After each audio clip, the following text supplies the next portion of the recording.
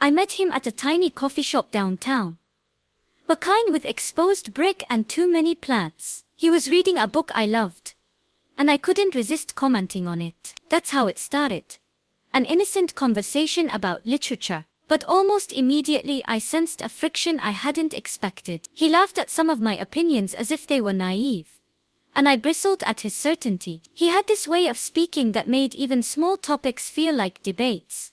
And I, for the first time in years, found myself defensive about my own worldview. It wasn't anger. It was curiosity mixed with a thrill I couldn't explain. By the time we left the coffee shop, I knew two things. I was inexplicably drawn to him, and we were probably going to clash over everything that mattered. It didn't take long for our differences to become obvious. I've always believed in planning, stability, and measured decisions. Life as a series of careful steps. He lived in the opposite way, embracing risk and spontaneity, dismissing structure as a cage. But it went deeper than lifestyle. I value empathy and compromise, believing that the right choice often involves considering others. He seemed to see the world in absolutes, prioritizing personal freedom over collective responsibility. Politics, family, even career ambitions, almost every conversation highlighted a fundamental divide. And yet, there was something magnetic in his certainty, in the way he owned his life without apology. I wanted to respect his worldview, but every discussion left me questioning my own. It was intoxicating and terrifying at the same time. We tried, God, we really tried. Nights blurred into early mornings as we argued, sometimes shouting, sometimes quietly sitting in tension. I would explain why I thought long-term security mattered. He would counter with why living fully in the present was the only true freedom. And somehow, between the debates, we laughed. We found little compromises, cooking dinner together even if we disagreed on ingredients, watching movies we hated, sharing playlists that made the other groan. For a moment it felt like love could bridge the canyon between us, but the reconciliation never lasted long. Every new disagreement felt heavier than the last, a reminder that understanding didn't necessarily mean agreeing. Love, I realized, could be both a bridge and a battleground. No one understood us. Friends would raise eyebrows, asking why I was wasting my time on someone so reckless. His friends whispered that I was too rigid, too cautious, holding him back from truly living. Family weighed in too, with well-meaning advice that felt more like judgment. Even strangers seemed to notice our tension, subtle comments about our differences, the way we laughed too loudly, or disagreed too openly in public. Every external opinion pressed on me like a reminder. This love wasn't easy, and the world didn't seem to think it should be. But despite the pressure, there was a stubborn part of me that refused to let go. The connection we shared, messy, contradictory, electrifying, felt worth defending. Still, I couldn't deny that the outside world's skepticism amplified the doubts that were already growing inside me. Every time I looked at him, my heart argued for staying. He made me feel alive in ways I hadn't known were possible. Laughing until my ribs hurt, daring to dream bigger, seeing the world from angles I'd ignored. But my mind fought back. I questioned everything I believed about relationships, about compromise, about what it meant to truly share a life with someone. Could love really survive when our core values collided so violently? Was passion enough to outweigh fundamental incompatibilities? I hated that I had to choose between my heart and my principles. Nights were the hardest, lying awake, replaying conversations, analyzing gestures, trying to predict if the next disagreement would break us. Loving him felt like balancing on a wire stretched over a canyon, and I wasn't sure how much longer I could stay suspended. It came unexpectedly, over something that should have been trivial. We had planned a weekend trip, and I wanted structure, a detailed itinerary, reservations, a plan for how to spend our time. He wanted spontaneity, drive where the road took us, follow whims, change plans on a whim. The disagreement spiraled quickly. I accused him of being reckless, of not respecting my need for stability. He accused me of being controlling, of turning every moment into a checklist. Voices raised, words sharpened, and for a while, I wondered if we were shouting over a chasm that could never be bridged. By the end of the argument, we were both exhausted, but neither willing to completely yield. That night, lying on opposite sides of the bed, we realized this wasn't just about a trip, it was about whether our worlds could coexist at all. The next few days were quiet, too quiet. We exchanged messages that were polite but cautious, each of us tiptoeing around the tension. I couldn't stop thinking about him, about the way his laugh lingered in my mind, about the small kindnesses that had drawn me in. Finally, we met at the same coffee shop where it all began. There were tears, confessions, and long silences. I told him I wanted to understand him, truly, without trying to change him. He admitted he admired my dedication and patience, even if he couldn't live by the same rules. We made tentative promises to try again, to compromise, to listen without judgment, to let go of minor battles. For a few fleeting days, it felt like love might actually survive the divide.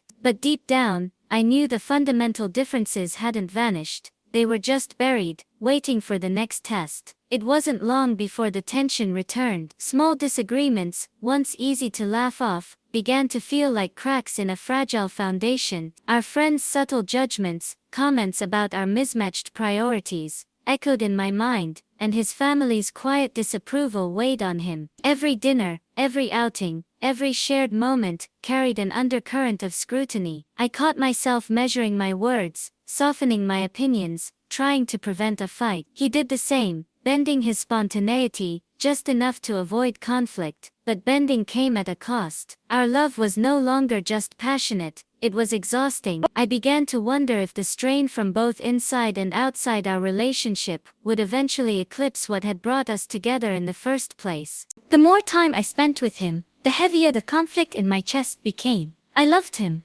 so completely that it scared me.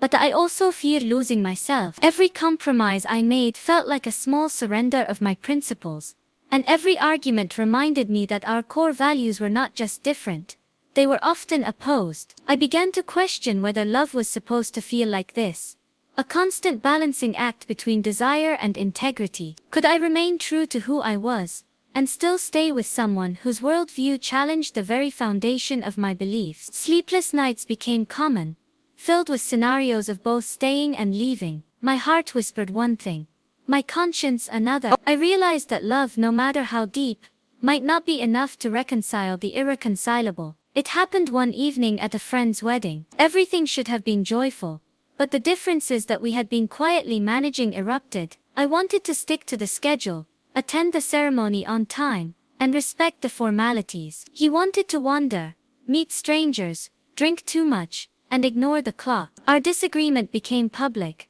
subtle at first, raised voices over where to sit, tense body language.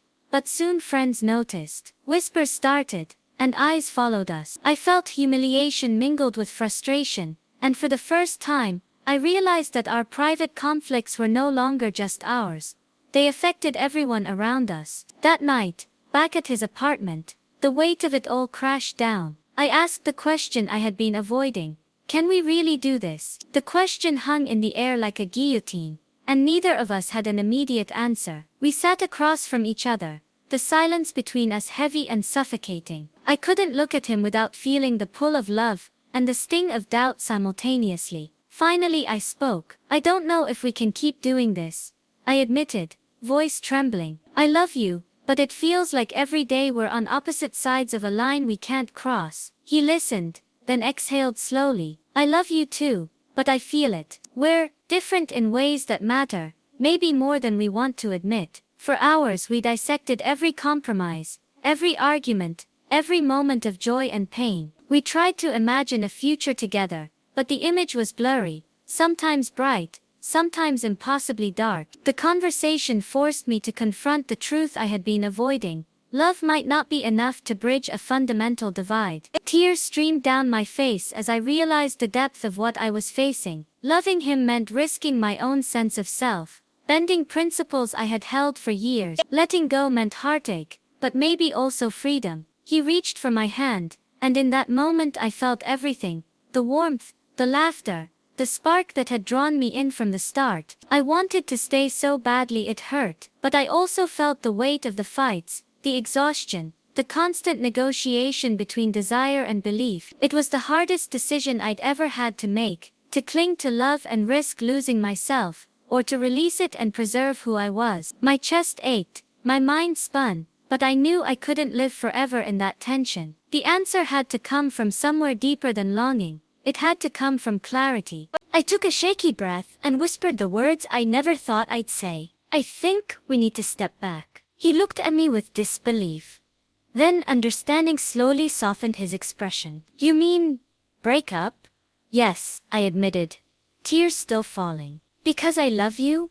But I can't keep losing myself in the process. Staying together like this? It's not sustainable. It broke both of us. But beneath the pain was a quiet acknowledgement of truth. Sometimes love isn't about holding on. It's about knowing when it's healthier to let go. We hugged one last time, lingering, memorizing each other, and then we parted, carrying the love we had shared but leaving the relationship behind. In the weeks after, I replayed everything in my mind. The laughter, the arguments, the sparks, the frustrations. I realized that love isn't always about permanence. Sometimes it's about growth, understanding and knowing your limits. I learned that tolerance has its boundaries, and compromise has a cost. Love can be passionate, all-consuming and transformative, but it cannot erase the essence of who you are. Choosing to let go didn't mean I loved him any less.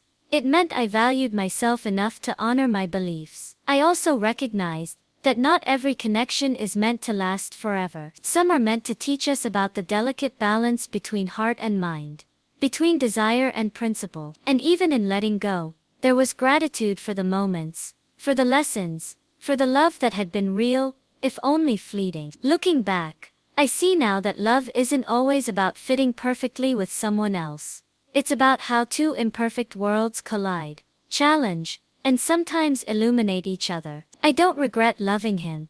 I don't regret every late-night argument or fleeting moment of joy. I've learned that true love sometimes means letting go, and that holding on to someone at the expense of your own beliefs is not love.